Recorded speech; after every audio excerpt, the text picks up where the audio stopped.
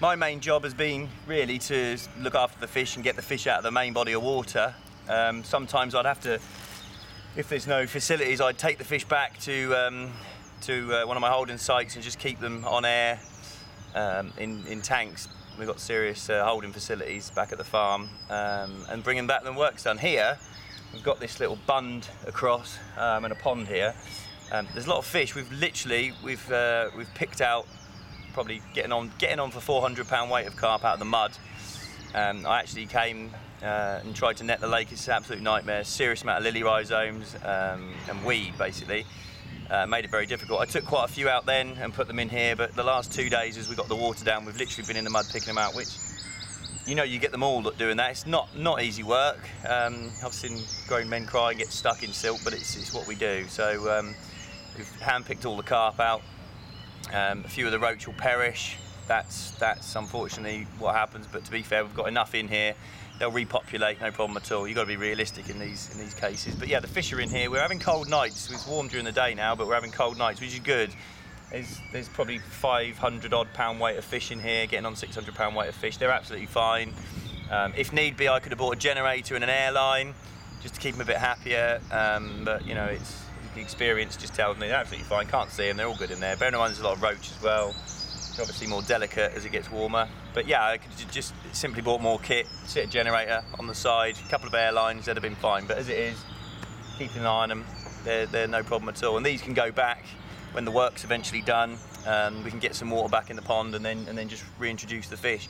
It's really important to understand that if you're doing a dredging job and you get all the silt out and you think, oh, it's wonderful, the pond's nice and clean, if you put the water back in, and you don't have any fish, an active fish population, and especially just feed them, get them moving around, you're just going to end up with a pond full of weed again, on most circumstances, within a matter of weeks sometimes, because you've created like a blank canvas, absolutely crystal clear water, and the sunlight just penetrates through and just starts, you'll get algal blooms and massive weed growth. See, in some circumstances, I've seen people spend hundreds of thousands of pounds on a dredging job, and within 6-7 weeks they're moaning again because it's full of weed. And without a doubt, in my opinion, the best way, you can mess around with dyes, this, that and the other, the best way to do it is to use your fish. There's enough fish in here to put back in the pond and just feed them.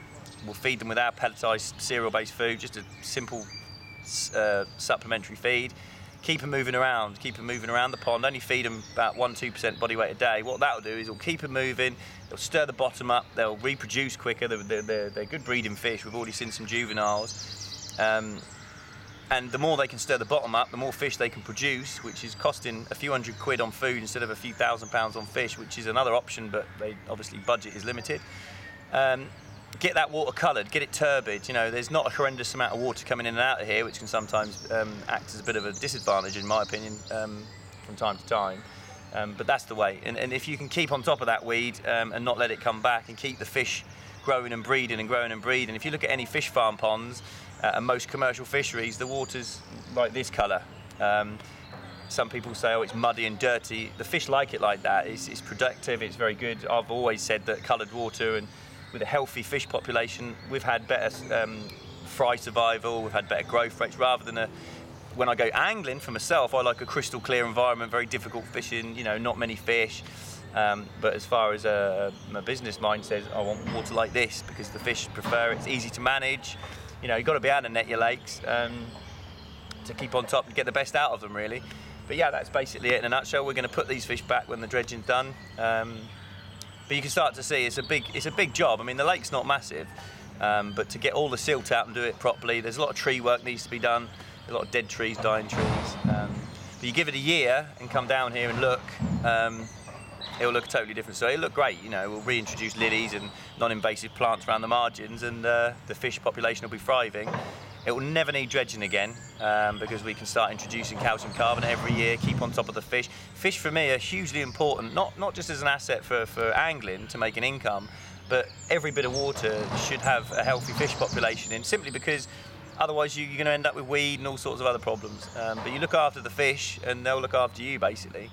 But I'll walk around and show you the extent of the plant machinery we've got.